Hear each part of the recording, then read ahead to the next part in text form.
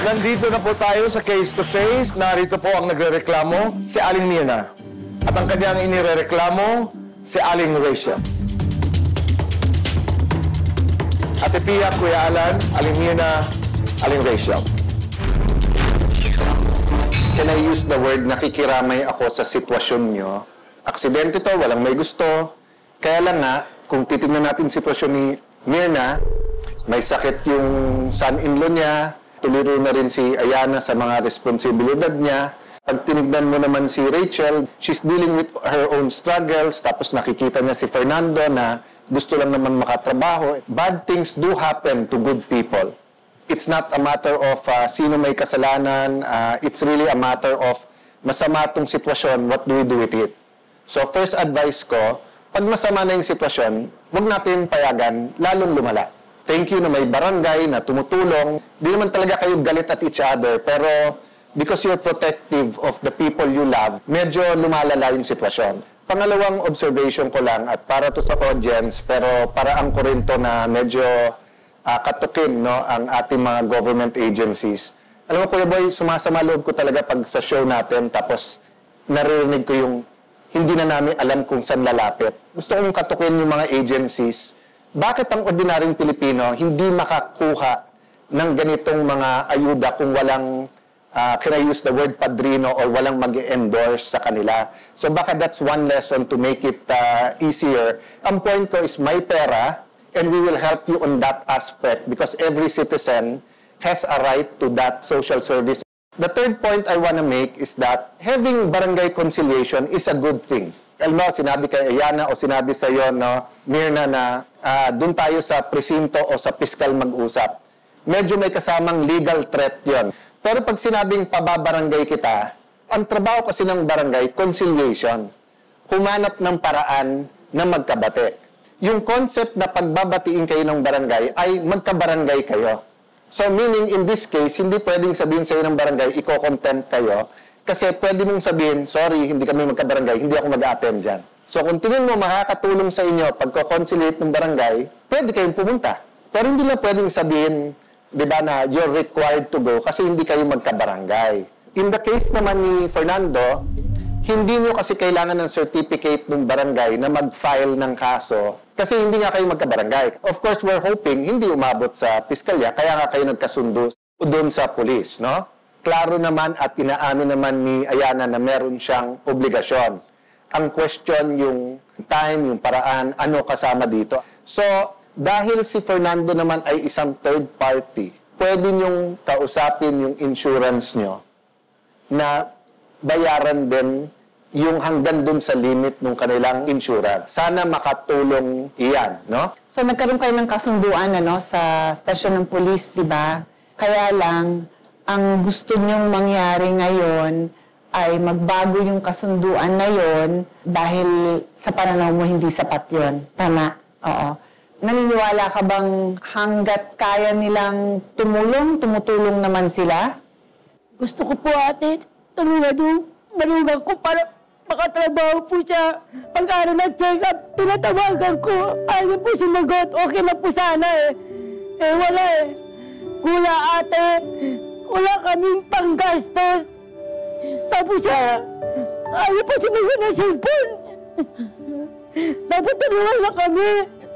Gandang-gandang usapan, tapos tinaganyan kami. Parang kami tinataguan. Ngayon, pag hindi natin yung gamutin, kasasama na lang kami, ate, kuya. Ang hindi sumasagot sa cellphone, si Ayana o si Mirna? Yung nanay niya po, gusto ko sana yung anak niya po.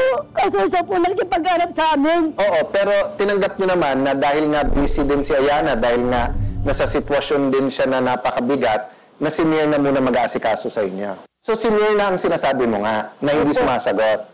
Oh, Mirna, hindi mo ba sinasagot? Sumasagot po ako. Gumagawa ka na ng mga salita. Kaya mo muna siya magtapos para marinig namin. Kasi kung meron pong check-up noong October 14, bakit hindi niya ako tinext? Tinetext naman ako kung meron check-up. Tinetext nga po ako. Gagawa ng salita mo. September 11 nga po, tinext niya ako, sabi niya, oh, meron tayong check-up, nag-okay ako.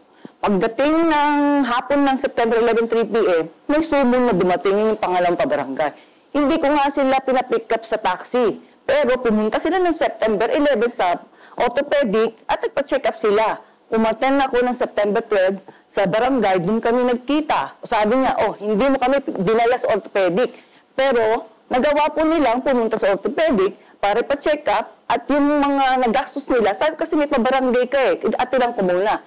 So, doon po sa harapan ng barangay, ng September 12, binayaran ko po yung pa-extra nila. Tapos, binigay nila sa akin yung GCash number. Yung taxi, bayaran mo. Binayaran namin sila. Kung meron pong October 14 na check-up, nagawa po nila September 11 pa check-up, di October 14 ko pa check-up sila, di i-text nila sa akin kung ano yung nabayaran, dahil babayaran naman po ng anak ko. Oo nga, ko babayaran mo nga. Dapat pag-araw ng check-up, nandun ka rin. Wala ka naman text. Nantay mo kami text ng text mo. Alam mo yung araw ng check-up ng manugang ko. Wala po siyang Huwag mo text. pabayaan ng manugang ko. Totoo naman Di totoo sinasabi mo. Wala kang text. Ipakita mo. Sinasabi sa'yo. Lahat ng text mo, papakita ko sa'yo. Oo. Natako mo Wala kami, kang text mga ng October abogado. 15. Labang kami. harap lang ako. Iwan, maulit-ulit na tayo. Alam na namin, narinig na namin. Gusto niyo bang makatulong kami o gusto mo na lang makipagsigawan? Hindi man po ako nagano na po ako medyo masama. Ko. Naintindihan ko naman po sa kanya. Saka dapat pagbigyan na rin yung manugang ko eh. Naawa talaga ako sa manugang ko, kuya ate. Nandito tayo para makahanap kami ng solusyon. Kung gusto mo lang makipagsigawan, pwede mo na kaming mag-asikaso ng ibang may problema. Alam naman natin na aksidente to. So, wala naman silang intensyon na makasakit sa manugang mo, di ba? So, sa tingin mo, hindi ka nga niya inaasikaso. Pero, makatotohanan din naman na yung nakaagrabyado, yung anak niya na si Aliana, may pinagdadaanan. Alam kong, para sa'yo, huwag niyong idahilan sa akin yon dahil may sarili kayong pinagdadaanan. Pero yun ay katotohanan din sa kanila. May malubhang sakit, may cancer, yung asawa ni Aliana. Ito namang si Aliana, may nanay na katulad niya, si Mirna, na nagmamalasaking siya na ang naging coordinator. May nanay na katulad niya, salamat sa'yo. Posibleng hindi rin niya kaagad na isasagot dahil baka nga wala siyang isasagot sa'yo. Baka feeling niya wala rin siyang mukhang iharap sa'yo dahil wala pa siyang nabubumpera. Maraming dahilan. At ikaw ay may karapatan magalit. Pero suggestion ko po sa inyong lahat, huwag niyo nang pabayaan na yung galit niyo ganyan nakalaba. Kasi pag inatake ka dito, o di ikaw naman ang mau-hospital. Pag pinagtataguan ka niya, hindi na siya pupunta dito. Tsaka huwag mo nang ipilit na yung mismong anak niya kasi may humaharap naman eh. Eh bakit naman parang galit na galit ka na kailangan nandun ka, ikaw mismo kailangan nandun. Bakit, doktor ba siya? Ano mas gusto mo, nandun siya o may pera siyang ibibigay sa'yo? Nandun po siya kaso. So kahit walang pambayad, basta nandun siya? Opo. Anong mas mahalaga sa'yo? Gumawa siya ng paraan at bayaran niya? O yung laging nandun siya na gusto mo siyang parusahan? Na nandun ka? Kasi ang sabi ko kanya, te, parang di ka pumayara po mag-check up. Bigyan mo na lang akong pambay sa ospital, saka pag-taxi, parang di ka na maistorbo. Wala, ayaw niya po yun. Doon pa ako sa kami natutulog, ate. Tapos pipila po maaga, alas 5, para maaga kami po makauwi. Darating po siya, alas 7, alas 8. Yung pila ko po, ate, wala. Sayang. So sana ang sinabi mo ngayon, pwede pakiusapan natin na agahan. Yung pala late pala yung inaangal mo, ang dami pang sinabi. Nandito kami para maghanap ng solusyon para sa'yo. Ano po? O sige, so ngayon, pag-usapan na natin yung solusyon. Unang-una, para sa legal na kaalaman ninyo, pag kayo ay pumasok sa compromise agreement, ibig sabihin ng compromise, yung nag-agree kayo, nagkasundo kayo kung paano mariresolve ang isang issue, yun ay binding. Pag sinabi mo, kada bisita ko sa doktor, bayaran mo ako ng 1,000, okay, kung ano yung napag-usapan nyo, yun. So kahit pumunta ka sa barangay or kung ano man, hindi yan basta-basta pwedeng baguhin ng barangay. Kung ano yung napagkasunduan nyo sa police station, yun na yun. Meron sinasabi ang batas natin na may ibang bagay na hindi pwedeng i-compromise. Pero yung ganung kasunduan nyo, allowed. Pwede yan. So yan na yung napagkasunduan ninyo. So, 100,000. Saan natin dudukutin yon? Dito naman pumapasok ang CIADA and happy naman kaming tumulong sa inyo.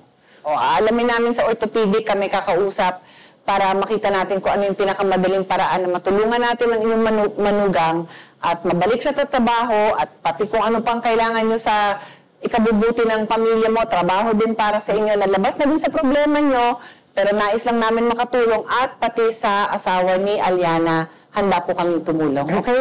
Salamat. Kalimutan muna natin yung nangyari nung past. Baka pwedeng magkamayan din lang man lang kayo.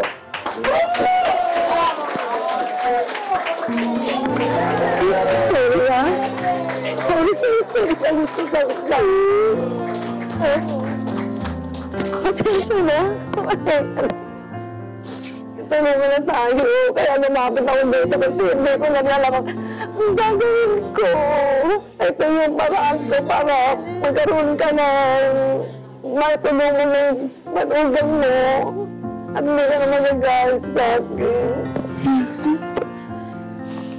Sorry. Hindi gusto mong anak mo masaktan kayo. Pasensya na.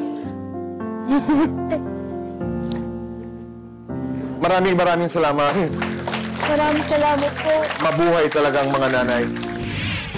Bukod sa financial assistance na naibigay agad kina Mirna at Rachel matapos ang kanilang paghaharap sa Cayetano in Action with Boy Abunda, sinamahan rin ng programa ang dalawa sa Philippine Orthopedic Center para sa mga kinakailangang requirements para sa gamutan ng manugang ni Rachel na si Fernando.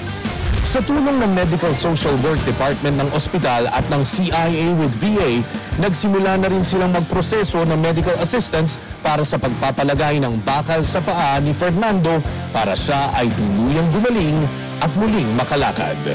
Kuya Alan at Pia, maraming salamat sa tulong sa aking manugang sa bakal. Maraming salamat sa tulong nyo sa amin po.